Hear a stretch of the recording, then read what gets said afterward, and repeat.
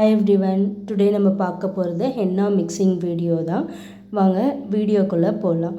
First வந்து henna powder, அதுக்கப்புறம் essential oil, normal white sugar, அதுக்கப்புறம் வாட்டர்.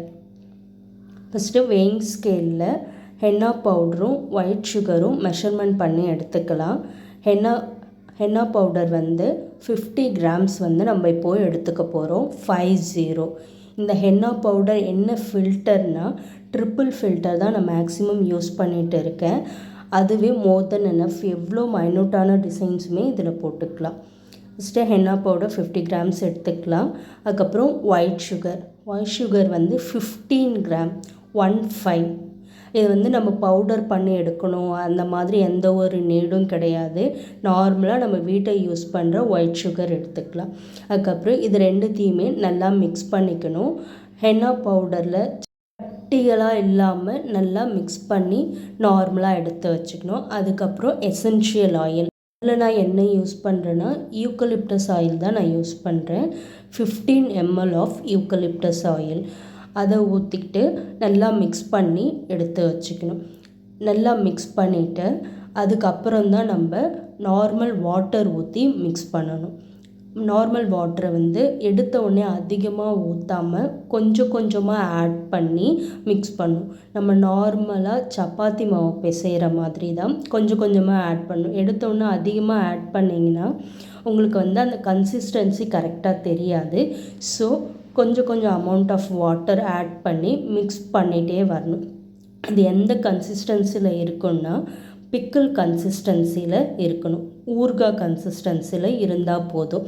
ஏன்னா மிக்ஸ் பண்ணி வச்சுட்டு அதுக்கப்புறம் டை ரிலீஸ்னு ஒரு ப்ராசஸ் இருக்குது. அந்த ப்ராசஸ் முடிஞ்சிட்ட அப்புறம் தான் நம்ம கோன்லாம் மேக் பண்ணுவோம். ஸோ அதனால் பிக்கிள் கன்சிஸ்டன்சியில் இருந்தாலே மோர் தென் எனஃப். நல்லா மிக்ஸ் பண்ணணும். இதில் வந்து நார்மல் அந்த ரா பவுடர் நம்மளுக்கு வந்து தெரியக்கூடாது. அதனால் கொஞ்சம் கொஞ்சமாக நீங்கள் மிக்ஸ் பண்ணக்குள்ளே தான் வந்து எந்த ஒரு ரா பவுடரும் தெரியாமல் கரெக்டாக நம்ம மிக்ஸ் பண்ணுவோம். இன்கேஸ் கரெக்டாக மிக்ஸ் பண்ணனா அந்த ரா பவுடர் அப்படியே இருந்ததுன்னா உங்களுக்கு டை ரிலீஸ் ப்ராசஸ் வந்து ப்ராப்பராக அங்கே நடக்காது. ஸோ நம்ம இது மிக்ஸ் பண்ணுறது கொஞ்சம் பொறுமையாக மிக்ஸ் பண்ணணும். கொஞ்சம் கொஞ்சமாக நான் எப்படி ஆட் பண்ணுறேனோ அந்த மாதிரி ஆட் பண்ணி தான் மிக்ஸ் பண்ணணும்.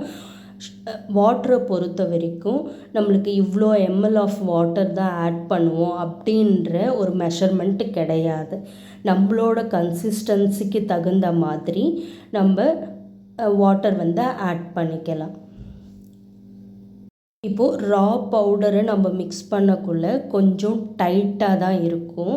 இது எப்போது நார்மலாக ஆகும்னா ஆஃப்டர் டை ரிலீஸ் அப்போ தான் நம்மளுக்கு மிக்ஸ் பண்ணுறதுக்கே வந்து ஈஸியாக இருக்கும். ஸோ இப்போது முன்னாடி டை ரிலீஸ்க்கு முன்னாடி நம்ம ரா பவுடரை மிக்ஸ் பண்ணக்குள்ளே கொஞ்சம் பொறுமையாக தான் மிக்ஸ் பண்ணணும். ப்ராசஸ் வந்து கொஞ்சம் ஸ்டார்டிங்கில் டைம் எடுக்கும். ஸோ பொறுமையாக நம்ம அதை மிக்ஸ் பண்ணணும். அவசரமாக மிக்ஸ் பண்ணிவிட்டு ரா பவுடர் அதில் இருந்துச்சுன்னா நம்மளுக்கு அது வேஸ்ட்டு தான். டை ரிலீஸ் ப்ராசஸ் ஒழுங்காக நடக்காது. ஸோ நல்லா மிக்ஸ் பண்ணிவிட்டு இந்த மாதிரி ஃபுல்லாக ஒன்றா ஆக்கிட்டு அதில் என்ன பண்ணணும்னா கொஞ்சோண்டு வாட்டர் ஆட் பண்ணி சீல் பண்ணி எடுத்து வைக்கணும். எதுக்கு லாஸ்ட்டாக வாட்டர் ஆட் பண்ணுறோன்னா ஆஃப்டர் டை ரிலீஸ் அப்போ மேலே ரொம்ப ட்ரையாக இல்லாமல் இருக்கிறதுக்காக யூஸ் பண்ணுறோம். இந்த மாதிரி கவர் போட்டு க்ளோஸ் பண்ணி எடுத்து வச்சுக்கணும். ஏர் வந்து உள்ளே போகாத அளவுக்கு. கண்டினியூ வீடியோ டுமாரோ அப்லோட் பண்ணிடுறேன்.